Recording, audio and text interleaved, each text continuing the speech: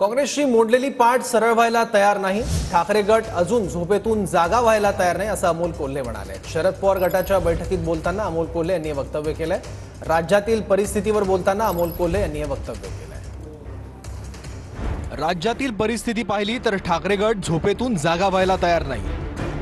काँग्रेसची मोडलेली पाठ सरळ व्हायला तयार नाही। आपल्याकडे लढणारे शरद पवार आहेत। आता आपल्याला लढायला संधी आहे। सध्या विरोधी पक्षात मोठी जागा शिल्लक आहे, त्यामुळे बचेंगे तो और भी लढेंगे। जेवढं महाराष्ट्रात मतदान आहे त्याच्यापेक्षा अधिकची मतमोजणी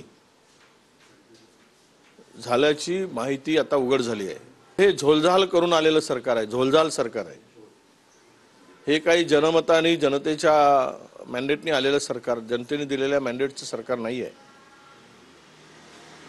या सरकारने ईव्हीएमच्या भरोशावर सत्ता मिळवली आहे। हे कालच्या मला वाचलेल्या त्या लेखावरून आता आम्हाला लक्षात यायला लागलेलं आहे।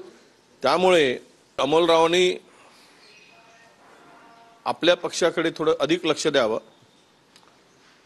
आणि आम्हाला सल्ला जरा थोडा कमी द्यावा। महाराष्ट्रामध्ये बचेंगे तो और भी लढेंगे ही भूमिका कायम शिवसेनेने घेतलेली आहे। याचा अर्थ असा नाही की आम्ही राहिलेलो नाही, आम्ही जमिनीवरच आहोत। बचेंगे वगैरे काही नाही।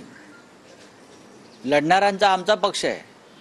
आम्ही कधी झुकलो नाही, वाकलो नाही, तुटलो नाही आणि विकलो गेलो नाही। आमचे 20 आमदार आहेत, त्याच्यातलं एकाचंही म्हणणं नाही की समोर जो फुटलेला गट आहे त्यात सामील व्हायचं आणि सत्तेची ऊब घ्यायची, हे आमच्यात कोणी सांगत नाही। त्याच्यामुळे आम्ही लढत राहू उद्धव ठाकरे साहेबांच्या नेतृत्वाखाली।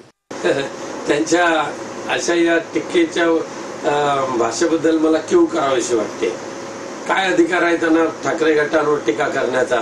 तुम्ही सुद्धा स्वतःचं आत्मचिंतन करा आणि पुढे चालायचा प्रयत्न करा। त्यामुळे केवळ आणि केवळ उद्धवजी ठाकरेंवर टीका करणं एवढं जर सोपे शब्द म्हणजे एवढा जर सोपा उपाय तुमच्याकडे असेल तर तुमची सुद्धा ताकद जी काय आहे ती विधानसभेला दिसून आलेली आहे।